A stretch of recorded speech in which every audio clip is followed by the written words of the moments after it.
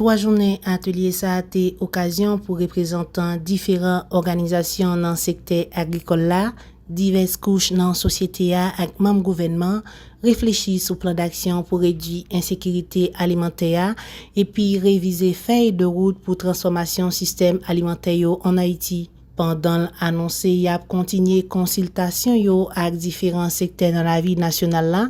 Coordonnateur CNSA dit compter sous support gouvernement pour mise en application document ça. Et on ne doit pas perdre de vue que nous allons faire appel à votre participation pour la restitution et la validation des résultats. Mais surtout, on compte énormément sur votre contribution et votre implication dans la mise en œuvre de la feuille de route qui requiert l'engagement de toutes les parties prenantes à différents niveaux de responsabilité.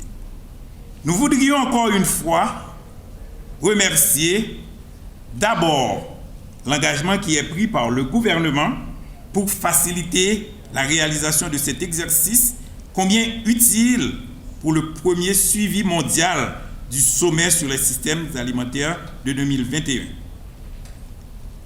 Et au cours duquel le pays s'est engagé à accélérer et à approfondir le pouvoir de transformation des systèmes alimentaires afin de réaliser pleinement les 17 objectifs de développement durable, ODD, dont Haïti s'est souscrit dans 11 ODD d'entre ces 17. Premier ministre Ariel Henry dit lui renouveler détermination gouvernement pour travailler pour diminuer l'insécurité alimentaire pendant lui engager pour le soumettre par conseil ministre feuille de route sur transformation système alimentaire dans le pays.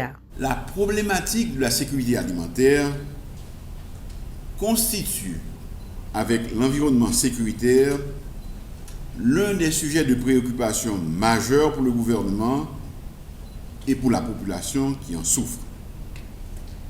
J'ai tenu à venir participer à la clôture de vos travaux parce que nourrir nos compatriotes, leur donner accès à une alimentation de qualité en quantité suffisante et à des prix abordables pour les plus vulnérables reste et demeure une obligation.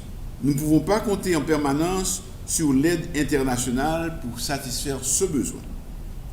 Et dire que dans le temps, on disait Haïti est un pays essentiellement agricole.